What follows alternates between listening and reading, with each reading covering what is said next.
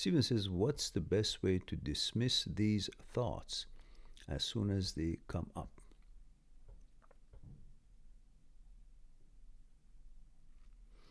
What's the best way when you're walking down the street and you see all kinds of debris and junk and garbage and poo, dog poo, vomit and things like that? As you're walking down the street and you see these things, what's the best way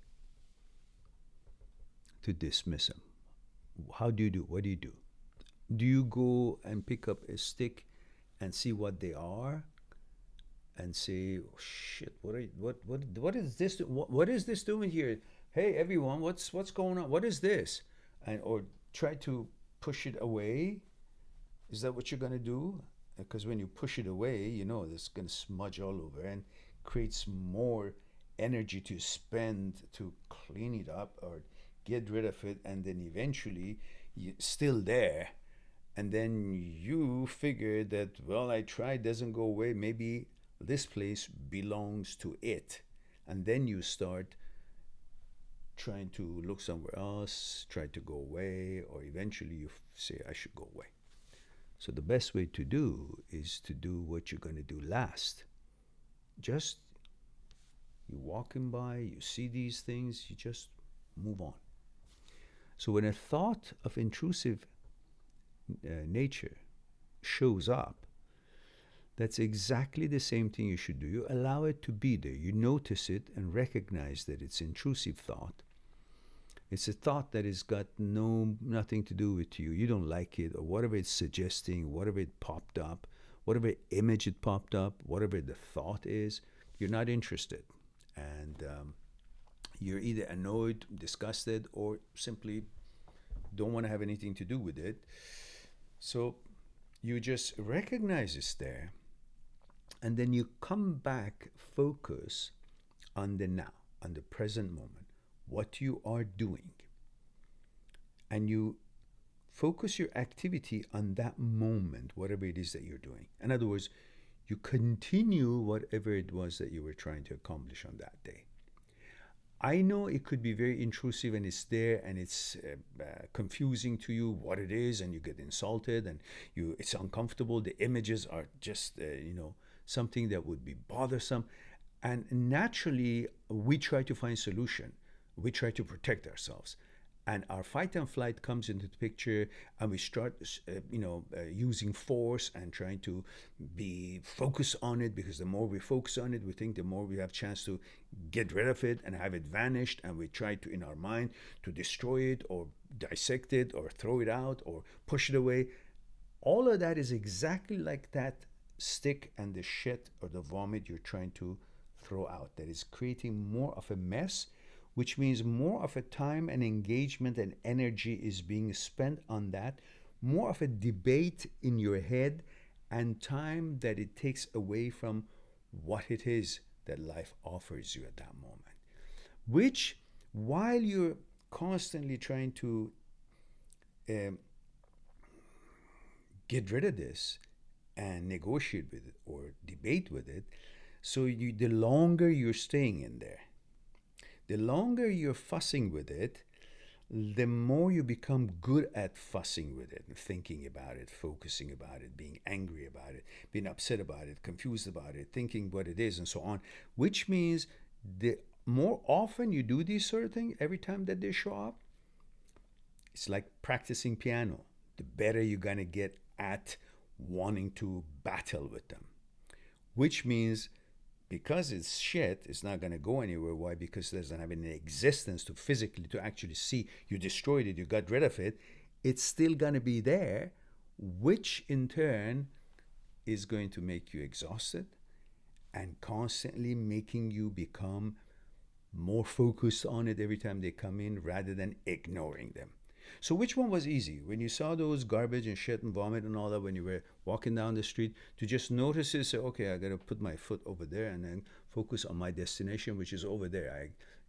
I go to that store, or where I'm going to go, or continue my walk. Is that easier, or try to fuss with them and try to get them out before you want to go? So the same thing with thought. when the intrusive thoughts show up, you continue being in the present moment by focusing on what that moment is offering you in reality, in actuality. Because when you're thinking about a thought, it has no existence. It has no physical existence. It's all pictorial ideas and suggestions that popped up. So when it doesn't have an existence, there is no solution to it to get rid of it. Right? And where are all these things happening? In the memory. So in other words, when intrusive thoughts are happening and you are dealing with it and trying to get rid of them, where are you doing this? Not in the present time. In the present time, you can see what's in front of you. It's your tea or your book or wherever you're going, whatever you're engaged with. It's in your memory. And memory is what? Memory is the past. Nothing in reality or actuality exists there. So the actual thought that you're trying to get rid of has no actuality. It's an illusion.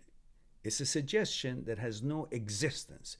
And you're trying to get rid of something that doesn't exist, which is going to be ongoing, continuous, because it doesn't exist. It's constantly going to be there unless you just ignore it.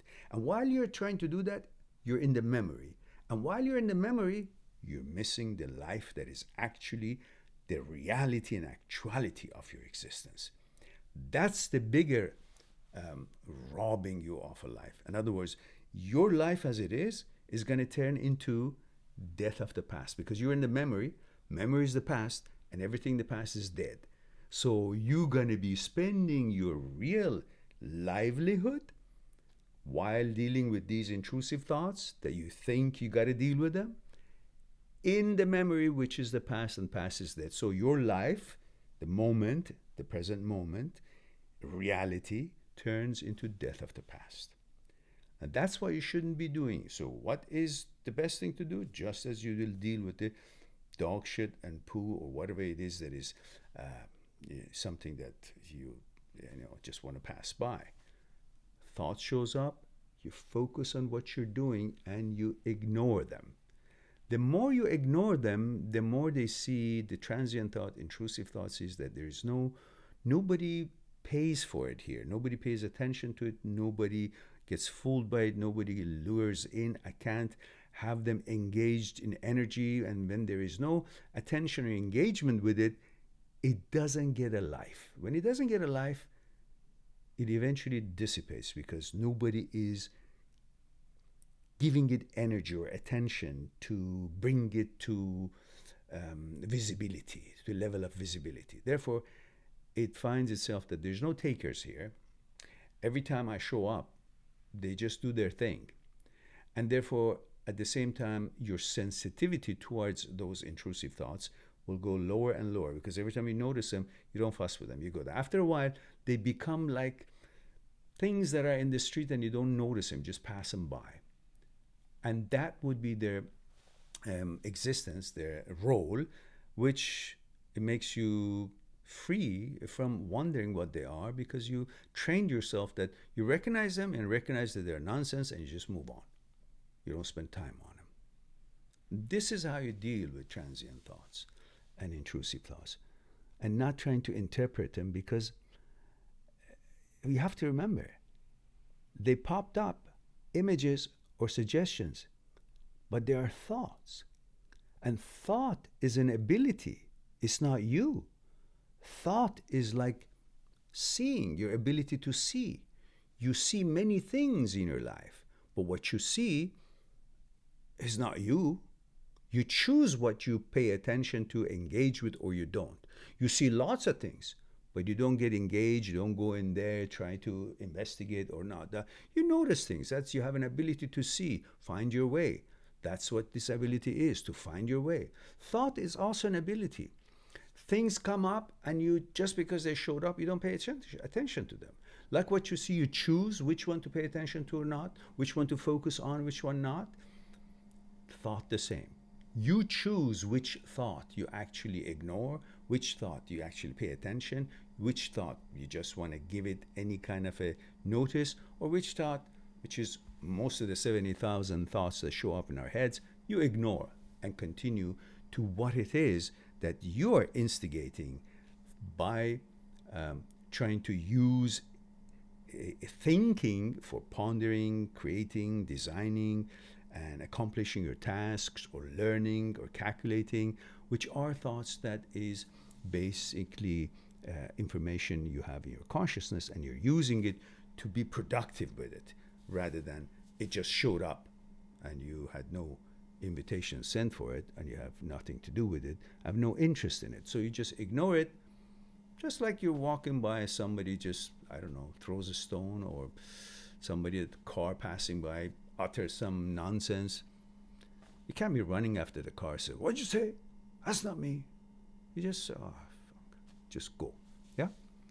So that's the easiest way. And then eventually you train your thoughts not to pay attention and become very expert in just maneuvering out of the garbage and things and debris that you don't want to have anything to do with it as you pass by. Like, somewhere that is a road with lots of, puddles and holes and rocks and garbage and debris. So you learn how to maneuver and, pass that area. Same thing. When intrusive thoughts show up, you learn how to ignore them, recognize what they are, and laugh at it and just move on. That's it. And you keep doing that, you become really good at it, and you become an expert, and never again they can bother you, and they'll show up less and less and less, because the jig is up, you know what they are, and you don't pay attention to them.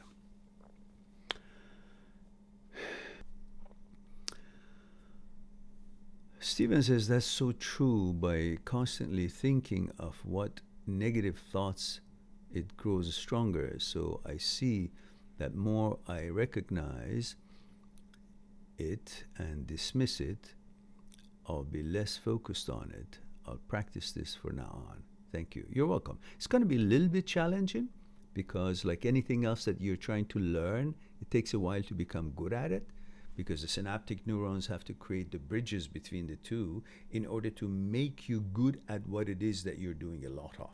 Like if you're practicing piano, at the beginning you're not so good, but when you keep doing it, then synaptic neurons create bridges that would allow that skill to become better and better. And the same thing with this. At the beginning it's going to be a little bit difficult. You're still trying to stay focused on it and fight with it and debate with it and all that, but eventually you just allow it. You just allow intrusive thoughts to come in, and come in even stronger than what the suggestions are. You just help them to become really disgusting or really intrusive, and let it be, and then move on. And every time it comes, you just let it go. Allow it to be there and help it to be worse. Eventually, the sensitivity of yours will go down about it. You really naturally wouldn't care about it, because the jig is up, you know what it is, and you actually don't take it seriously, which you shouldn't, and it will eventually see that there's no takers here, and it's being ridiculed, so it kind of realizes there is no attention or engagement here, and it dissipates easier and easier, because then it becomes something known to you, not a mystery to be solved. You just ignore it as a refuse. That's all. A feces. No value for you, and you move on. Thoughts are not a decree. They're not a judgment. Thoughts are pop-up nonsense suggestion, a random, electrical short, and come up for many reasons, which I've discussed that in detail in my writings during the past few weeks, which, when it's available, that can be added to your knowledge on this topic.